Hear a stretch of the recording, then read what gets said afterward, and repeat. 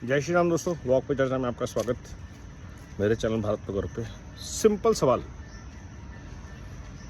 सरकार भ्रष्टाचार को आतंकवाद, देशद्रोह के दर्जे में क्यों नहीं डालती है?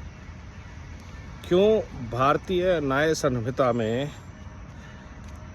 जो भी भ्रष्टाचारी पकड़ा जाता है उसको देशद्रोही और आतंकवादी के बराबर ट्रीट किया जाता? ये प्रोविजन क्यों ना किया जाए? जैसे ही ये आप चेंज करेंगे और 2-4 लोगों को सजाए मौत की दी जाएगी, भ्रष्टाचारियों को, भाई जिसने भी सरकारी बाबुओं के घर से करोड़ों रुपए निकल रहे हैं और सरकार सिर्फ केस कर रही है उन पे। नोएडा में एक से एक भ्रष्टाचार के केस निकले, पूरी अथॉरिटी भरी पड़ी है भ्रष्ट लोगों से। लाखों लोगों के घर या तो डिलेड हैं या मिले नहीं, सड़कों के पैसे गायब हैं, अकाउंटेबिलिटी 1 रुपए की नहीं है और लोग त्रस्त हैं।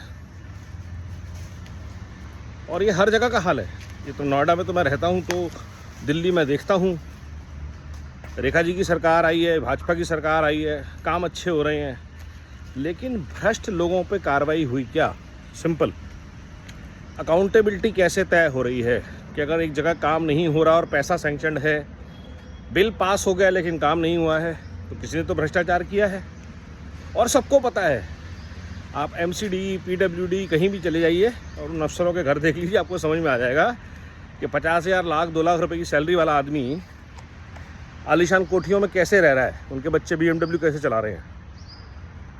लेकिन जब तक आप भ्रष्टाचार को आतंकवाद और देशद्रोह के बराबर का अपराध नहीं घोषित करेंगे, भ्रष्टाचार के खिलाफ लड़ाई कभी न्यायिक हो नहीं सकती। एक जज है जिसके यहाँ से करोड़ों रुपए जले नोट मिलते हैं, दूसरे जज हैं जो लाखों की फीस लेने वाले वकीलों को तुरंत डेट दे देते हैं, उनके फैसले तुरंत आ जाते हैं, उनको स्टे तुरंत मिल जाता है। लेकिन आम जनता पिस रही है,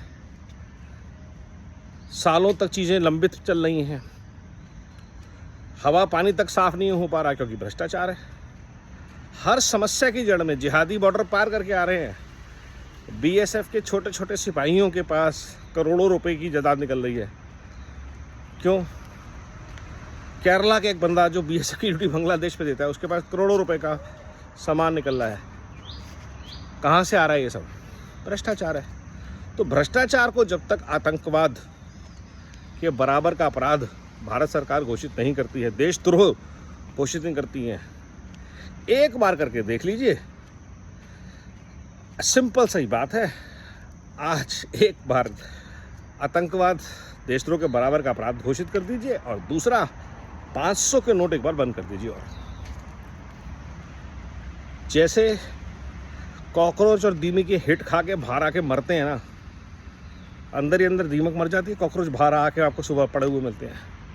ये सारी कॉकरोच, दीमकें, पैरासाइट सब गायब हो जाएंगे the moment repeated and consistent action is taken against corruption, starting with declaring them equivalent criminals to terrorists and traitors. BNS में चेंज करना बहुत ज़रूरी, अगर सरकार सीरियस है तो, वरना ये सब चलता रहेगा। कोई टेंशन नहीं है, भारत की रैंकिंग एकदम ऊपर चली जाएगी ग्लोबल के हर इंडेक्स में the moment we make corruption our national issue. Namo Bharat, Vande Mataram, जय हिंद।